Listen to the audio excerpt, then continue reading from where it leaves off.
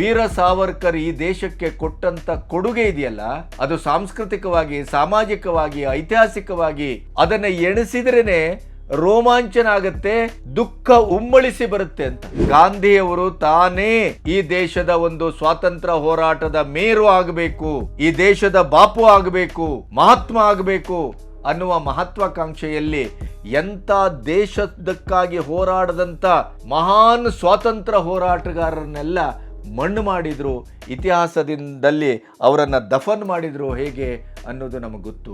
60 ವರ್ಷಗಳ ಹಿಂದೆ 80% ನೀರನ್ನ ಪಾಕಿಸ್ತಾನಕ್ಕೆ ಕೊಟ್ಟು 20% ಅನ್ನು ಮಾತ್ರ ನಾವು ಪಡ್ಕೊಂಡಿದ್ದೇವಲ್ಲ, ಇದು ಯಾವ ರೀತಿಯ ಲಾಜಿಕ್ಕು, ಇದು ಯಾವ ರೀತಿಯ ದೇಶಕ್ಕಾಗಿ ಮಾಡಿದಂಥ ಪುಣ್ಯದ ಕೆಲಸ ಅನ್ನೋದನ್ನ ಈ ಕಾಂಗ್ರೆಸ್ಸಿಗರು ಇವತ್ತು ಹೇಳಬೇಕು ಅನ್ನೋದನ್ನ ನಿನ್ನೆ ಒಬ್ಬ ಮಾಜಿ ಬ್ರಿಗೇಡಿಯರು ತಲೆ ಚೆಚ್ಕೊಂಡು ಹೇಳ್ತಾ ಇದ್ರು ಮಾಧ್ಯಮದಲ್ಲಿ. ಈ ರಾಹುಲ್ ಗಾಂಧಿಗೆ ಸಾವರ್ಕರ್ ಬಗ್ಗೆ ಏನು ಗೊತ್ತಿದೆ? ಸಾವರ್ಕರ್ ಬಗ್ಗೆ ಏನು ಮಾತಾಡ್ತೀರಿ? ಹಿಂದುತ್ವ ಅಂದ ತಕ್ಷಣ ಈ ದೇಶದ್ರೋಹಿಗಳಾಗುವಂತ ಒಂದು ನರೇಟಿವ್ ಅನ್ನ ಸೃಷ್ಟಿ ಮಾಡಿದ್ದೀರಲ್ಲ, ಹೇಗೆ ಅದು? ಈ ಕಳ್ಳರಿಗೆ, ಈ ಮೋಸಗಾರರಿಗೆ, ಈ ಸರ್ಕಾರದ ಎಲ್ಲ ಸೌಲಭ್ಯವನ್ನ ತೆಗೆದುಕೊಂಡು ಐಷಾರಾಮಿಯಾಗಿ ಬದುಕ್ತಾ ಇರುವಂತ ಈ ಸೃಜನಾತ್ಮಕವಾದಂತ ಸಾಹಿತಿಗಳು, ಕಲಾವಿದರು, ಈ ಎಡಪಂಥೀಯರು, ಈ ಬುದ್ಧಿಜೀವಿಗಳಿಗೆ ಪಹಲ್ಗಾಮನಲ್ಲಿ ನಡೆದಂತ ಮಾರಣ ಹೋಮದ ಬಗ್ಗೆ ಕಿಂಚಿತ್ತು ಅನಿಸೋದಿಲ್ಲ ಅಂತ.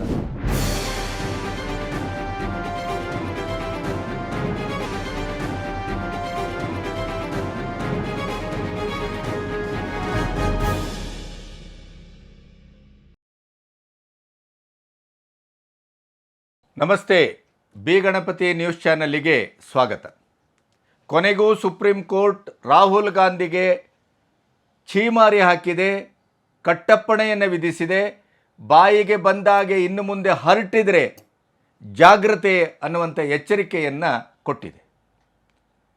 ಎಲ್ಲಿ ಬೇಕಾದರೂ, ಏನು ಬೇಕಾದರೂ, ಯಾರ ಬಗ್ಗೆ ಬೇಕಾದರೂ ಮಾತಾಡಬಹುದು ಅನ್ನುವಂಥ ದಾಷ್ಟ್ಯ, ದಡ್ಡತನದ ಪರಮಾವಧಿ, ಇತಿಹಾಸದ ಬಗ್ಗೆ ಕಿಂಚಿತ್ತೂ ತಿಳುವಳಿಕೆ ಇಲ್ಲದೆ ಇದ್ದಂಥ ಈ ಪಪ್ಪು ಇಡೀ ದೇಶದಲ್ಲಿ ಸಂವಿಧಾನದ ಪುಸ್ತಕ ಹಿಡ್ಕೊಂಡು ವೀರ್ ಸಾವರ್ಕರ್ ಬಗ್ಗೆ ಇನ್ನಿಲ್ಲದ ಅವಹೇಳನಕಾರಿಯಾದಂಥ ಭಾಷಣ ಮಾಡ್ತಾ ಸಾಕ್ತಾ ಇದ್ರು.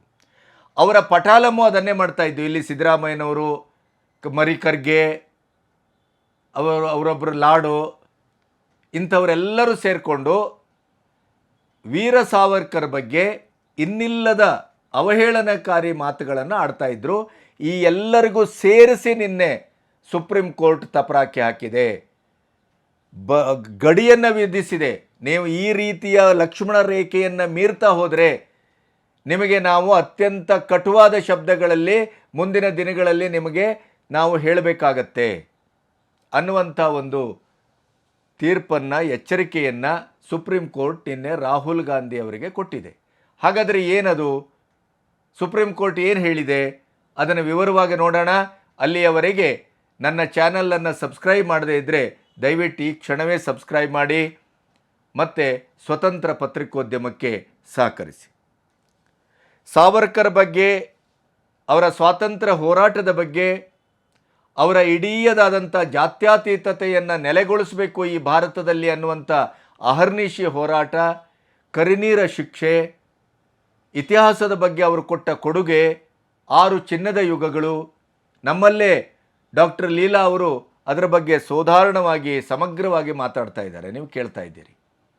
ಸಾವರ್ಕರ್ ಅಂತ ವ್ಯಕ್ತಿ 10 ವರ್ಷಗಳ ಕಾಲ ಅಂಥ ಭಯಾನಕವಾದ, ಕ್ರೂರವಾದ, ಹಿಂಸಾತ್ಮಕವಾದಂಥ, ಅಮಾನುಷವಾದಂಥ ಒಂದು ಕರಿನೀರ ಶಿಕ್ಷೆಯನ್ನು ಹೊಂದಿಯೂ ಕೂಡ ಆಮೇಲೆ ಬಿಡುಗಡೆಯಾದಾಗ 3 ವರ್ಷ ಹೌಸ್ ಅರೆಸ್ಟ್ ಆದವರು, ಗೃಹ ಬಂಧನದಲ್ಲಿದ್ದರು. ಈ ಎಲ್ಲ ಅಡೆತಡೆಗಳನ್ನು, ಹಿಂಸೆಗಳನ್ನು, ದೈಹಿಕವಾಗಿ ಅವರ ಮೇಲೆ ಆದಂಥ ಆಕ್ರಮಣವನ್ನು ಎಲ್ಲವನ್ನೂ ಸಹಿಸಿಕೊಂಡು ವೀರ ಸಾವರ್ಕರ್ ಈ ದೇಶಕ್ಕೆ ಕೊಟ್ಟಂಥ ಕೊಡುಗೆ ಇದೆಯಲ್ಲ, ಅದು ಸಾಂಸ್ಕೃತಿಕವಾಗಿ, ಸಾಮಾಜಿಕವಾಗಿ, ಐತಿಹಾಸಿಕವಾಗಿ ಅದನ್ನು ಎಣಿಸಿದ್ರೇ ರೋಮಾಂಚನ ಆಗುತ್ತೆ, ದುಃಖ ಉಮ್ಮಳಿಸಿ ಬರುತ್ತೆ ಅಂತ. ಯಾಕೆಂದರೆ ಅಂಥ ಒಂದು ಮಹಾನ್ ವ್ಯಕ್ತಿತ್ವ ಅದು. ಇದೇ ರಾಹುಲ್ ಗಾಂಧಿ ಕೇಳ್ತಾರೆ, ಗಾಂಧಿಯವರು ಜೈಲಿಗೆ ಹೋದರು, ಇವರು ಏನೋ ನೆಹರು ಅವರು ಜೈಲಿಗೆ ಹೋದರು, ಆದರೆ ಇದೇ ಸಾವರ್ಕರು ಬ್ರಿಟಿಷ್ ಅವರಿಗೆ ಕ್ಷಮಾಮಣೆ ಪತ್ರ ಬರೆದರು. ನಿರ್ವೀರ್ಯರು, ದೇಶದ್ರೋಹಿಗಳು ಇಂಥ ಶಬ್ದಗಳನ್ನೆಲ್ಲ ಬಳಸಿ ಭಾಷಣ ಮಾಡ್ತಾ ಇದ್ರು.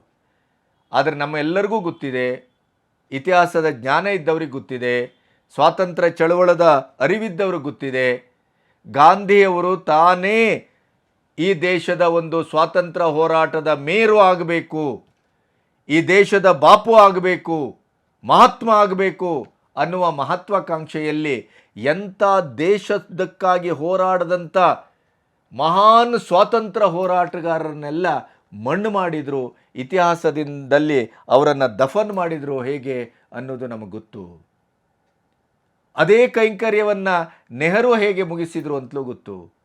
ಇದೇ ಸಿಂಧ್ ಒಪ್ಪಂದವನ್ನು ಇವತ್ತು ಏನು ತಡೆ ಹಿಡಿದಿದೆಯಲ್ಲ ಭಾರತ ಪಾಕಿಸ್ತಾನದ ಮೇಲೆ, 60 ವರ್ಷಗಳ ಹಿಂದೆ 80% ನೀರನ್ನು ಪಾಕಿಸ್ತಾನಕ್ಕೆ ಕೊಟ್ಟು 20% ಮಾತ್ರ ನಾವು ಪಡ್ಕೊಂಡಿದ್ದೇವಲ್ಲ, ಇದು ಯಾವ ರೀತಿಯ ಲಾಜಿಕ್ಕು, ಇದು ಯಾವ ರೀತಿಯ ದೇಶಕ್ಕಾಗಿ ಮಾಡಿದಂಥ ಪುಣ್ಯದ ಕೆಲಸ ಅನ್ನೋದನ್ನು ಈ ಕಾಂಗ್ರೆಸ್ಸಿಗರು ಇವತ್ತು ಹೇಳಬೇಕು ಅನ್ನೋದನ್ನು ನಿನ್ನೆ ಒಬ್ಬ ಮಾಜಿ ಬ್ರಿಗೇಡಿಯರು ತಲೆ ಚೆಚ್ಕೊಂಡು ಹೇಳ್ತಾ ಇದ್ರು ಮಾಧ್ಯಮದಲ್ಲಿ. ಅಂಥ ದರಿದ್ರ ಕೆಲಸವನ್ನು ಬಿಟ್ಟು ಹೋದದ್ದು, ಮಾಡಿ ಹೋದದ್ದು ಈ ಸಂತತಿ ಅನ್ನೋದನ್ನು ಯಾರಿಗೂ ಹೇಳಬೇಕಾಗಿಲ್ಲ. ಇವರು ಜೈಲಿಗೆ ಹೋದದ್ದು ಯಾವ ಅರಮನೆ ಜೈಲಲ್ಲಿ ಸುಖಭೋಗದಲ್ಲಿದ್ದರು ಅಂತಲೂ ಗೊತ್ತು. ಇದೇ ಅಜ್ಜನ ಪರಂಪರೆಯನ್ನು ಇವರು ಮುಂದುವರಿಸಿದ್ದಾರೆ. ಏನು, ಯಾವುದಾದ್ರೂ ಪ್ರಕ್ಷುಬ್ಧ ಸ್ಥಿತಿ, ಯಾವುದಾದ್ರೂ ಗೊಂದಲ ಏನಾದರೂ ಆದರೆ ಇವರು ವಿದೇಶಕ್ಕೆ ಓಡಿ ಹೋಗುವುದು, ಆ ವಿದೇಶದಲ್ಲಿ ನೆಲದಲ್ಲಿ ನಿಂತು ಭಾರತವನ್ನು ಬರ್ಬಾದ್ ಮಾಡುವಂಥ ಹೇಳಿಕೆಯನ್ನು ವಿಪಕ್ಷ ನಾಯಕನಾಗಿ ಕೊಡ್ತಾರೆ.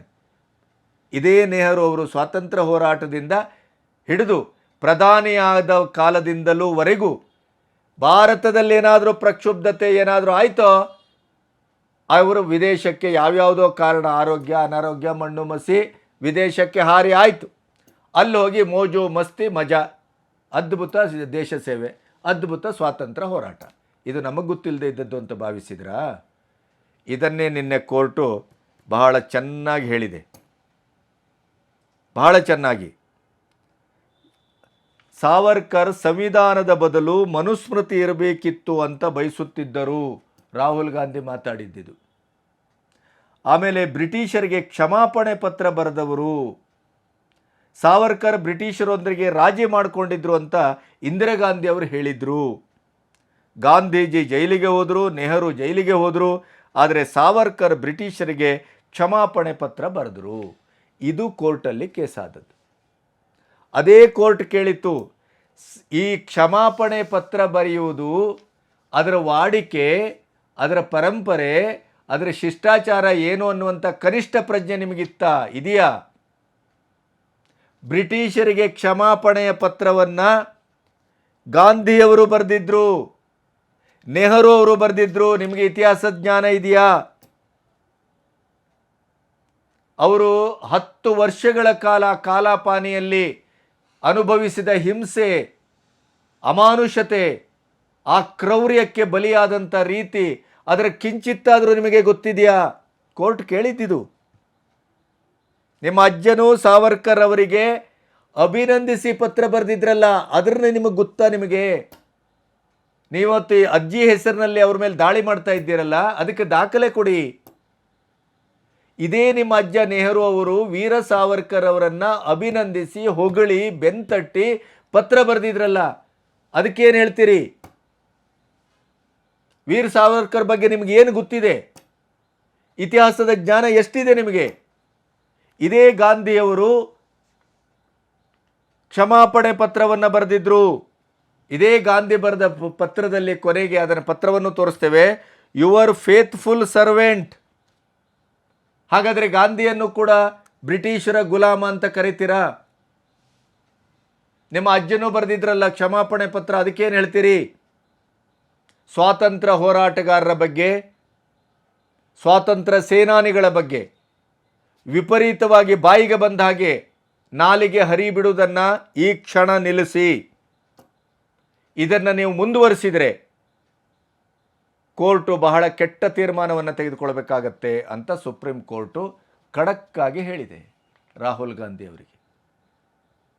ಈ ಮಾತು ಸಿದ್ದರಾಮಯ್ಯನವ್ರಿಗೂ ಅನ್ವಯಿಸ್ತದೆ, ಕಾಂಗ್ರೆಸ್ಸಿನ ಎಲ್ಲ ದೇಶದ್ರೋಹಿ ಪುಡಾರಿಗಳಿಗೂ ಅನ್ವಯಿಸ್ತದೆ. ಕೇವಲ ರಾಹುಲ್ ಗಾಂಧಿ ಒಂದು ಸಂಕೇತ ಮಾತ್ರ. ಅವರು ಏನು ಮಾತಾಡಿದ್ರು, ಏನು ಬೊಗಳಿದ್ರು ಅದನ್ನು ಇವರು ಅದನ್ನು ಪ್ರತಿಯಾಗಿ ಮುಂದುವರಿಸ್ತಾರೆ. ಪುಲ್ವಾಮಾದಲ್ಲಿ ಧರ್ಮವನ್ನು ಕೇಳಿ ಅಮಾನುಷವಾಗಿ ಇಡೀ ದೇಶಕ್ಕೆ ಅವಮಾನವಾಗುವ ರೀತಿಯಲ್ಲಿ ಅವರ ಕುಟುಂಬಿಕರ ಎದುರು ವಿವಸ್ತ್ರಗೊಳಿಸಿ ಸುನ್ನತ್ತಾಗಿದೆಯೋ ಇಲ್ವ ಅಂತ ಕನ್ಫರ್ಮ್ ಮಾಡಿ ಪಾಯಿಂಟ್ ಬ್ಲ್ಯಾಂಕ್ ಗನ್ನನ್ನು ಹಣೆಗಿಟ್ಟು ಹೊಡೆದ್ರಲ್ಲ, ಅದನ್ನು ಕೂಡ ಸತ್ಯವನ್ನು ಒಪ್ಕೊಳ್ಳಿಕ್ಕೆ ರೆಡಿ ಇಲ್ಲ. ಅದಕ್ಕೂ ಕೂಡ ಬೇರೆ ವ್ಯಾಖ್ಯಾನ ಮಾಡ್ತೀರಿ. ನಿಮ್ಮ ದರಿದ್ರ ರಾಜಕಾರಣದ ಬುದ್ಧಿ ಬಳಸ್ತೀರಿ, ತುಷ್ಟೀಕರಣದ ರಾಜಕಾರಣದ ವೆಪನ್ನನ್ನು ಬಳಸ್ತೀರಿ. ಇದಕ್ಕಿಂತ ನೀಚ ಕೆಲಸ ಏನಿರಲಿಕ್ಕೆ ಸಾಧ್ಯ? ಈ ರಾಹುಲ್ ಗಾಂಧಿಗೆ ಸಾವರ್ಕರ್ ಬಗ್ಗೆ ಏನು ಗೊತ್ತಿದೆ? ಸಾವರ್ಕರ್ ಬಗ್ಗೆ ಏನು ಮಾತಾಡ್ತೀರಿ? ಹಿಂದುತ್ವ ಅಂದ ತಕ್ಷಣ ಈ ದೇಶದ್ರೋಹಿಗಳಾಗುವಂಥ ಒಂದು ನರೇಟಿವನ್ನು ಸೃಷ್ಟಿ ಮಾಡಿದ್ದೀರಲ್ಲ, ಹೇಗೆ ಅದು? ಗಾಂಧಿ ರಾಮ ರಾಮ ಹೇಳಿದ್ರು ಓಕೆನಾ? ಶ್ರೀರಾಮ್ ಜಯರಾಮ್ ಅಂದರೆ ಓಕೆ. ಮೂಫ್ಲಾದಲ್ಲಿ ಇಡೀ ನಮ್ಮ ಹೆಣ್ಣುಮಕ್ಕಳ ಮಾರಣ ಹೋಮ ಅತ್ಯಾಚಾರ ನಡೀತು, ಅದಕ್ಕೂ ಶ್ರೀರಾಮ್ ಅಂದರು. ಶ್ರೀರಾಮನ ಹೆಸರಿನಲ್ಲಿ ಒಪ್ಕೊಂಬಿಡಿ. ಕೆಟ್ಟ ಸೈತಾನ ಬುದ್ಧಿ ಅವ್ರ ಹತ್ರ ಇದೆ, ಅವ್ರು ನಿಮ್ಮ ಮೇಲೆ ಎರಗಿದ್ದಾರೆ, ಆ ಮೂಲಕ ಅವರು ಶುದ್ಧಗೊಳ್ತಾರೆ. ಎಂಥ ಗಾಂಧಿರಿ ಇದು! ನೀವು ನಕಲಿ ಗಾಂಧಿ, ಅಸಲಿ ಗಾಂಧಿ ಕತೆ ಈ ಥರದ ಕತೆ. ಸುಪ್ರೀಂ ಕೋರ್ಟ್ ಸರಿಯಾಗಿ ಚಾಟಿ ಬೀಸಿದೆ. ಎಲ್ಲೋ ಒಂದು ಕಡೆ ಭಾರತದ ಸ್ವಾತಂತ್ರ್ಯ ಸಂಗ್ರಾಮದಲ್ಲಿ ಪಾಲ್ಗೊಂಡಂಥ ಈ ಥರದ ಒಂದು ವೀರ ಸಾವರ್ಕರ್ ಅಂತ ಮಹಾನ್ ಮೇಧಾವಿ, ಮಹಾನ್ ಹೋರಾಟಗಾರ, ಮುತ್ಸದ್ದಿ, ಸಮಾಜ ಸುಧಾರಕ, ಜಾತ್ಯತೀತತೆಗಾಗಿ ತನ್ನ ಜೀವನವನ್ನೇ ತೆಗೆದವರು, ಇಂಥ ಒಂದು ಮಹಾನ್ ವ್ಯಕ್ತಿತ್ವದ ಬಗ್ಗೆ ಮಾತಾಡೋದು ತಪ್ಪು. ನಿಮ್ಮ ನಾಲಿಗೆಯನ್ನು ಬಿಗಿ ಹಿಡ್ಕೊಳ್ಳಿ, ಇತಿಹಾಸದ ಬಗ್ಗೆ ತಿಳ್ಕೊಳ್ಳಿ, ಅಜ್ಞಾನಕ್ಕೂ ಒಂದು ಮಿತಿ ಇದೆ ಅನ್ನೋದನ್ನು ಸುಪ್ರೀಂ ಕೋರ್ಟ್ ಕೊನೆಗೂ ಹೇಳುವ ಕೆಲಸವನ್ನು ಮಾಡಿತ್ತಲ್ಲ, ಆ ಮಟ್ಟಿಗೆ ಒಂದು ಸಮಾಧಾನ. ವೀರ ಸಾವರ್ಕರ್ ಆತ್ಮಕ್ಕೆ ಒಂದು ಶಾಂತಿ ಸಿಗುವ ದಾರಿಯಲ್ಲಿ ಇದೊಂದು ಮೈಲಿಗಲ್ಲು ಅಂತ ನಾನು ಭಾವಿಸ್ತೇನೆ. ಯಾರ ಬಗ್ಗೂ ಯಾರೂ ಕೂಡ ತಿಳುವಳಿಕೆ ಇಲ್ಲದೆ ಮಾತಾಡಬಾರ್ದು. ಯಾರ ಬಗ್ಗೂ ಇಂಥ ಅವಮಾನಕಾರಕವಾಗಿ ಅಮಾನುಷವಾಗಿ ಮಾತಾಡಬಾರ್ದು. ತಿಳ್ಕೋಬೇಕು. ವೀರ ಸಾವರ್ಕರ್ ಹಿಂದುತ್ವವಾದಿ, ವೀರ ಸಾವರ್ಕರ್ ಈ ದೇಶೀಯ ಒಂದು ನೆಲದ ಗುಣ, ಸನಾತನ ಧರ್ಮ, ಈ ಭಾರತೀಯತೆ, ಇದರ ಪ್ರತಿಪಾದಕರು ಅನ್ನೋದಕ್ಕಾಗಿ ಅವ್ರ ಮೇಲೆ ಇಂಥ ಅಮಾನುಷವಾದ ದಾಳಿಯನ್ನು ರಾಹುಲ್ ಗಾಂಧಿ ಪ್ರಾಯಶಃ ಇನ್ನು ಮುಂದೆ ನಿಲ್ಲಿಸಬಹುದು. ಇಲ್ಲದೇ ಇದ್ದರೆ ನಿಲ್ಲಿಸ್ತಾರೆ. Supreme court ನಿಲ್ಲಿಸ್ತದೆ. ಭಾರತದ ವಿರುದ್ಧ ನಮ್ಮ ಹೋರಾಟ ಅಂತ ಹೇಳಿದ್ರಲ್ಲ, ಇದೇ ಹಣೆ ಬರ. ಭಾರತದ ವಿರುದ್ಧ ಅಂದರೆ ಭಾರತೀಯತೆಯ ವಿರುದ್ಧ ಹೋರಾಟ, ಭಾರತದ ವಿರುದ್ಧ ಅಂದರೆ ಸನಾತನ ಧರ್ಮದ ವಿರುದ್ಧ ಹೋರಾಟ, ಭಾರತದ ವಿರುದ್ಧ ಅಂದರೆ ಪ್ರಾಚೀನ ಭಾರತದ ವಿರುದ್ಧ ಹೋರಾಟ. ಅವರಿಗೆ ಮುಸ್ಲಿಮು ಕ್ರಿಶ್ಚಿಯನ್ರು ಅಂದರೆ ಪರಮಾಪ್ತರು, ಹಿಂದೂಗಳು ಅಂದುಕೂಡಲೇ. ಅದೇ ಅಲ್ಲಿ ಇವತ್ತು ಪಹಲ್ಗಾಮಲ್ಲಿ ಮುಸ್ಲಿಮರ ಕ್ರಿಶ್ಚಿಯನ್ರ ಈ ಥರದ ಮಾರಣ ಹೋಮ ನಡೆದಿದ್ದರೆ ಇದೇ ಕಾಂಗ್ರೆಸ್ಸಿಗರು ಇಡೀ ದೇಶಾದ್ಯಂತ ಭುಗಿಲೆದ್ದು ಹೋರಾಟ ಮಾಡ್ತಾಯಿದ್ರು. ಎಲ್ಲೋದ್ರೂ ಈ ದರಿದ್ರ ಬುದ್ಧಿಜೀವಿಗಳು, ಎಲ್ಲೋದ್ರೂ ಈ ಸಮಾಜ ವಿಜ್ಞಾನಿಗಳು ಅಂತ ಕರೆಸಿಕೊಳ್ಳುವಂಥ ಬುದ್ಧಿಜೀವಿಗಳು. ನಮ್ಮದೇ ಕರ್ನಾಟಕದಲ್ಲಿ ಒಬ್ಬನೇ ಒಬ್ಬ ಬುದ್ಧಿಜೀವಿಯು ಪೆಹಲ್ಗಾಮಿನ ಈ ಮಾರಣ ಹೋಮದ ಬಗ್ಗೆ ಒಂದೇ ಒಂದು ಮಾತಾಡುವ ಔದಾರ್ಯವನ್ನು, ಮಾನವೀಯತೆಯನ್ನು ತೋರಲಿಲ್ಲ. ಎಡಪಂಥೀಯರು ಅಷ್ಟೇ. ಎಲ್ಲೋ ಕಸಾಪದ ಅಧ್ಯಕ್ಷ ಏನೋ ಹರಾಮಿಗಿರಿ ಮಾಡ್ತಾ ಇದ್ದಾನೆ ಅಂತೇಳಿ ದೊಡ್ಡ ಹೋರಾಟ ಮಾಡ್ತಾರೆ. ಅಲ್ಲಿ ಎಲ್ಲರೂ ಬಂದು ಕೂತ್ಕೊಳ್ತಾರೆ. ಈ ಕಳ್ಳರಿಗೆ, ಈ ಮೋಸಗಾರರಿಗೆ, ಈ ಸರ್ಕಾರದ ಎಲ್ಲ ಸೌಲಭ್ಯವನ್ನು ತೆಗೆದುಕೊಂಡು ಐಷಾರಾಮಿಯಾಗಿ ಬದುಕ್ತಾ ಇರುವಂಥ ಈ ಸೃಜನಾತ್ಮಕವಾದಂಥ ಸಾಹಿತಿಗಳು, ಕಲಾವಿದರು, ಈ ಎಡಪಂಥೀಯರು, ಈ ಬುದ್ಧಿಜೀವಿಗಳಿಗೆ ಪಹಲ್ಗಾಮನಲ್ಲಿ ನಡೆದಂಥ ಮಾರಣ ಹೋಮದ ಬಗ್ಗೆ ಕಿಂಚಿತ್ತೂ ಅನಿಸೋದಿಲ್ಲ ಅಂತ. ಅದೇ ಈ ಕಾಂಗ್ರೆಸ್ಸಿನ ಸಂತತಿ. ಅದೇ ಈ ನಮ್ಮ ಪತ್ರಕರ್ತರಲ್ಲೂ ಇದ್ದಾರೆ ಅಂಥವರು. ಈಗ ಮೋದಿ ಸರ್ಕಾರದಲ್ಲಿ ಎಲ್ಲ ಬಾಲ ಮುಚ್ಚಿಕೊಂಡು ಕೂತಿದೆ. ಮಹಾ ಕ್ರೂರಿಗಳು, ದೇಶದ್ರೋಹಿಗಳು ಇವರು. ಪಾಕಿಸ್ತಾನದ ಭಯೋತ್ಪಾದಕರಕ್ಕಿಂತ ಇನ್ನೂ ಭಯಾನಕವಾದಂಥ, ಡೇಂಜರಸ್ ಆದಂಥ ಟೆರರಿಸ್ಟ್ಗಳು ಇವರು. ಅದರ ಇಡೀ ಮುಖಂಡತ್ವ ವಹಿಸಿದಂಥ ರಾಹುಲ್ ಗಾಂಧಿಗೆ ಕೊನೆಗೂ ವೀರ ಸಾವರ್ಕರ್ ಬಗ್ಗೆ ಹಲುಬುವ, ಮಾತಾಡುವ ಚಾಪಲ್ಯಕ್ಕೆ ಸುಪ್ರೀಂ ಕೋರ್ಟ್ ಬ್ರೇಕ್ ಹಾಕಿದೆಯಲ್ಲ, ಸುಪ್ರೀಂ ಕೋರ್ಟ್ಗೆ ಅಭಿನಂದನೆ ಸಲ್ಲಿಸ್ತಾ ಇದ್ದಾನೆ. ನಮಸ್ತೆ.